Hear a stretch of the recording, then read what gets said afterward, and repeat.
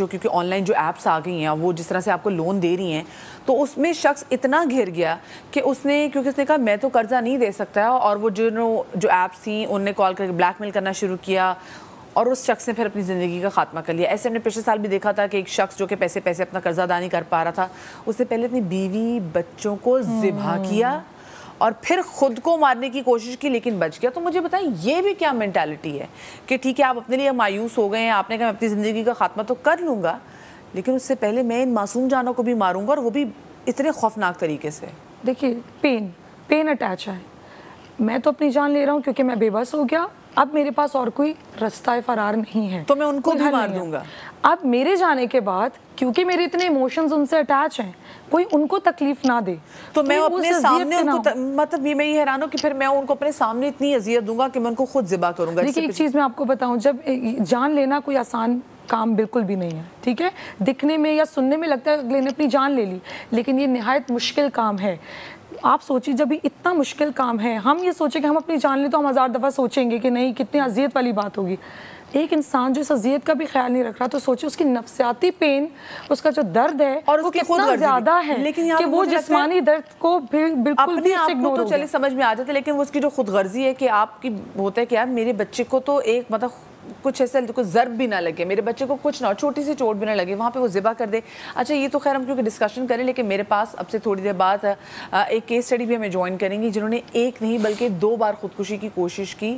اللہ نے ان کو زندگی دی لیکن ان کے کیا ایسے پہلو تھے, نفسیاتی پہلو تھے جن کی وجہ سے انہوں نے ایک نہیں بلکہ 2 بار خودکشی کی کوشش کی. کیونکہ ایسا نہیں ہے کہ نہیں ہوتا, آج کل ہم دیکھ رہے ہیں کہ بچے پب جی کھیلتے ہوئے بھی اگر ان کو کوئی منع کر رہا ہے کوئی ایسی چیز تو وہ تب خودکشی کر لیتے ہیں.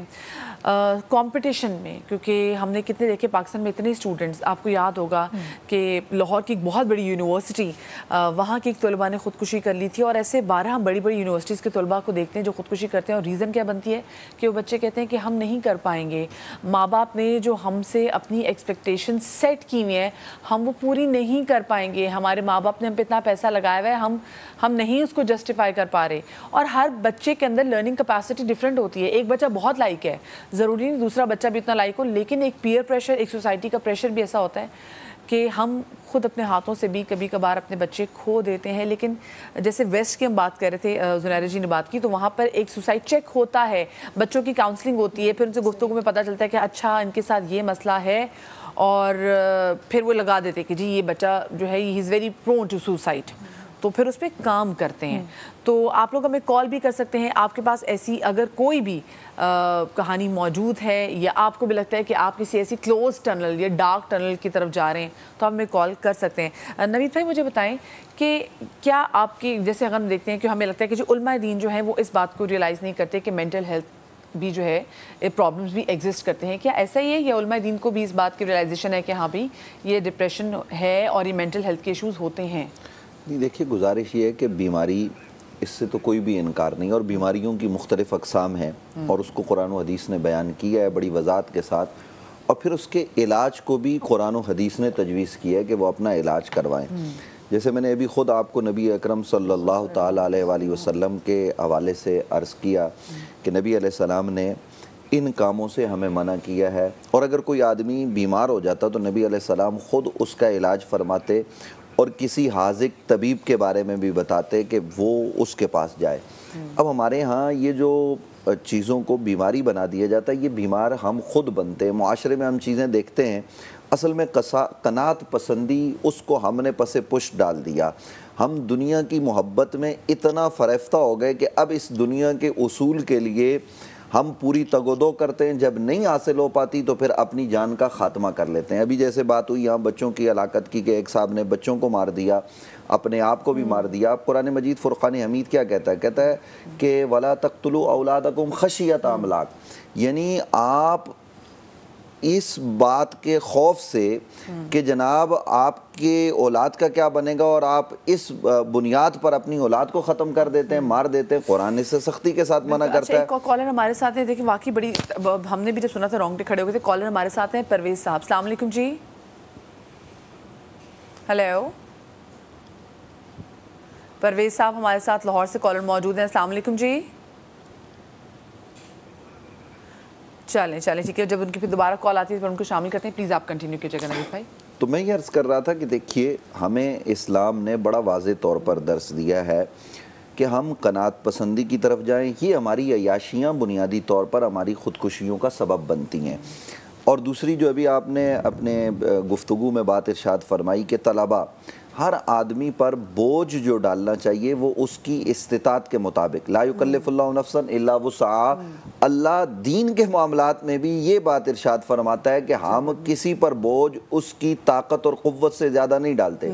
جب ماں باپ اپنے بچوں پر ان کی طاقت اور قوت سے زیادہ بوجھ ڈالیں گے یا پھر پہلے ان کو بالکل فری ہینڈ دیں گے اور پھر جب ان کی لگامیں وہ کھینچنے لگیں گے تو ظاہر ہے پھر معاملات میں خرابی پیدا ہوتی ہے. اور جب یہ خرابی رونما ہوتی ہے تو ایسی صورت میں پھر اولاد بعض دفعہ باغی ہو جاتی ہے اور بعض دفعہ جب اسے کوئی راستہ نظر نہیں آتا تو وہ خودکشی کر لیتے ہیں, جیسا کہ بہت سارے واقعات جو وہ ہوتے ہیں. تو ایسی صورت میں ہمیں اسلام کی طرف پلٹنا چاہیے. اسلام وہ اللہ کا پسندیدہ ترین مذہب ہے جو مشکل ترین حالات میں, ابھی جو آیت پڑھی گئی یہاں کہ اللہ رب العالمین تمہیں آزمائش میں مبتلا کرتا ہے, اب وہ آزمائش جو آیت جس تناظر میں ہے وہ تو بہت نیک لوگوں کی, اچھے لوگوں کی اور بعض دفعہ ہم جیسے گناہگاروں کی بھی ہوتی ہے, لیکن ہر معاملے میں صبر, استقامت.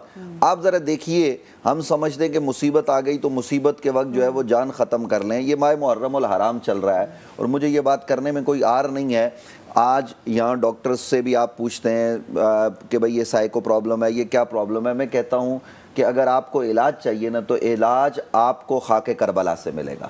آپ امام پاک امام حسین علیہ السلام پر دیکھیں کہ کائنات میں جتنی بڑی مصیبت ان پر آئی اس سے بڑی مصیبت کسی اور پر نہیں آ سکتی. تو کیا امام نے مصیبت کے وقت وہاں سے بھاگے؟ کیا امام اس مصیبت کو دیکھ کر ذرا آپ سوچیں, تصور میں لائیں, حالات کا جائزہ لیں کہ 22,000 کا لشکر سامنے کھڑا ہے اور 72 آدمی ادھر ہیں, کیا مقابلہ ہے؟ کوئی مقابلہ نہیں. لیکن حسین ابن علی استقامت کے ساتھ ڈٹ کے کھڑے ہیں, لیکن اپنے آپ علاقت میں نہیں ڈال رہے بلکہ وہ اللہ کی حضور قربانی دے رہے ہیں. وہ ایک الگ معاملہ ہے. آج ہم ایک نہایت ہی امپورٹنٹ ٹاپک کے حوالے سے بات کر رہے ہیں کہ آخر ایسی کیا وجہ بنتی ہے کہ لوگ اپنی زندگی کا خاتمہ کر لیتے ہیں یہ جانتے بوجھتے کہ یہ ایک حرام فعل ہے اور قیامت تک وہ شخص جو ہے وہ اذیت میں رہے گا, اس کی روح اذیت میں رہے گی اور اس کے بعد جب روز حشر کے بعد اس کا عذاب اور دگنا ہوگا. تو یہ تمام تر چیزیں جاننے کے باوجود بھی ایسی کیا وجہ بنتی ہے کہ لوگ خودکشی کر لیتے ہیں؟ آج ہم اس حوالے سے بات کر رہے ہیں, دینی پہلو کے حوالے سے بات بھی کر رہے ہیں, سائیکولوجیکل پہلو جو کیا ہے اس حوالے سے بھی ہم بات کریں. اور آج ہمارے ساتھ ایک کیس اسٹڈی بھی بیٹھی ہوئی ہے, ہم ان سے بات بھی کریں گے. آپ لوگ بھی ہمیں کال کر سکتے ہیں. ہو سکتا ہے کہ آپ کے پاس کوئی ایسی پرابلم ہو جس کا ہمارے پاس علاج موجود ہو اور ہم آپ کو کسی ایسے انتہائی قدم سے بچا سکیں.